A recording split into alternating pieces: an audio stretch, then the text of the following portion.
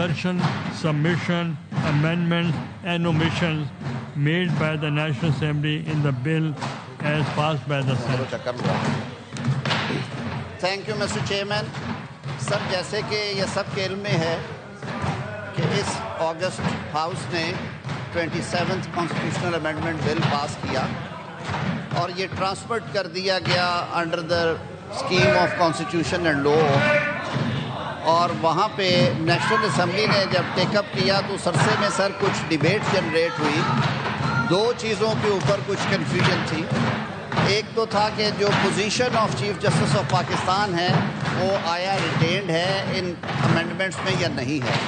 سر اس کو مزید کلیریفائی کرنے کے لیے مجھے پریزیڈنٹ سپریم کورٹ بار ایسوسی ایشن اور vice chairman Pakistan bar council نے بھی کہا جی، انہوں نے بھی مجھے کہا، اور ہمارے کئی جو اراکین قومی اسمبلی ہیں انہوں نے بھی کہا، ایون اپوزیشن کی تقاریر میں بھی اس کی وضاحت پوچھی گئی. وہ سر جو پروویژنس ہیں انہیں کلیئرٹی کے ساتھ دیا گیا ہے. آرٹیکل 176 میں یہ کہہ دیا گیا ہے کہ office of chief justice of Pakistan جو ہے وہ ہے، یعنی جو ان کی پوزیشن ہے، یہ سر ایک پوزیشن ہے چیف جسٹس آف پاکستان کی، اور جو موجودہ incumbent chief justice of Pakistan ہیں he will continue to hold this position until he holds the office of Chief Justice of Pakistan.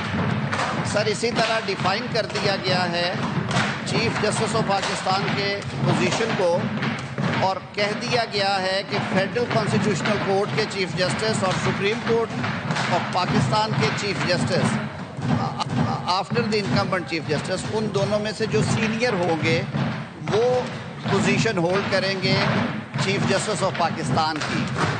اس کے سر کچھ کانسیکوینشل امینڈمنٹس ہیں، جیسے آرٹیکل 42 میں صدر کا اوتھ ہے وہ چیف جسٹس آف پاکستان لیں گے. 214 میں سر اسی طرح چیف الیکشن کمشنر کا اوتھ ہے وہ چیف جسٹس آف پاکستان لیں گے. اسی طرح آڈیٹر جنرل آف پاکستان کا اوتھ ہے سر وہ بھی چیف جسٹس آف پاکستان لیں گے. 2-3 جگہوں پہ سر جو اومیشنز کی گئی تھی، ڈیلیٹ کی گئی تھی کلازز، ان کو سر ری انسرٹ کر دیا گیا ہے. سر آرٹیکل 6 جو ہے وہ article 6 tells about the high treason sir, کہ اگر کوئی طاقت کے بل بوتے پہ آئین کو ایبروگیٹ کرتا ہے، سبورٹ کرتا ہے، آئین کو ہی ہولڈز ان ابینس، تو وہ ہائی ٹریزن کمٹ کرے گا. سر جب 18ویں ترمیم کے وقت تمام زعماء بیٹھے اور سیاسی جماعتیں بیٹھے، میری لیڈر آف ہاؤس بھی اس ٹیم کا حصہ تھے، تو انہوں نے سر یہ دروازہ بند کرنے کے لیے ایبروگیشن کا اور مارشل لاز کا وہاں پہ لکھا کہ کوئی کورٹ بھی، any court including supreme court اور high court, shall not validate act of abrogation high treason کا جو ایکٹ ہے. اس میں سر پلگ ان کرنا تھا.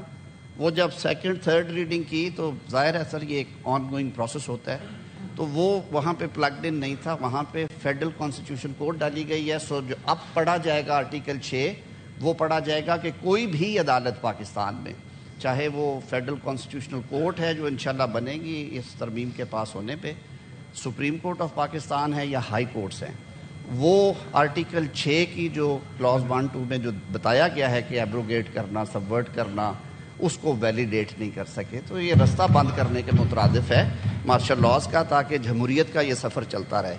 تو سر یہ کچھ ترامیم تھی جو کہ فلور آف ہاؤس پہ پھر میں نے پہلے انفارم کر کے ایکسپلین بھی کرتا رہا ہوں نیشنل اسمبلی میں. اب جو کانسٹیٹیوشنل سکیم ہے آرٹیکل 239 کے تحت یہ چیزیں ہمارے پاس واپس آئی ہیں. یہ کچھ کلازز ہیں جو ماڈیفائی کی گئی ہیں، کہیں پہ ری انسرٹ کیا گیا ہے، کہیں ڈیلیشن ہوئی ہے، تو آپ نے وہ سارا ایکسپلین کر دیا. سر میری یہ درخواست ہوگی کہ اس پہ سر ووٹنگ کروائی جائے جو رول اور ضابطے کے مطابق. We may now take up second reading of the bill.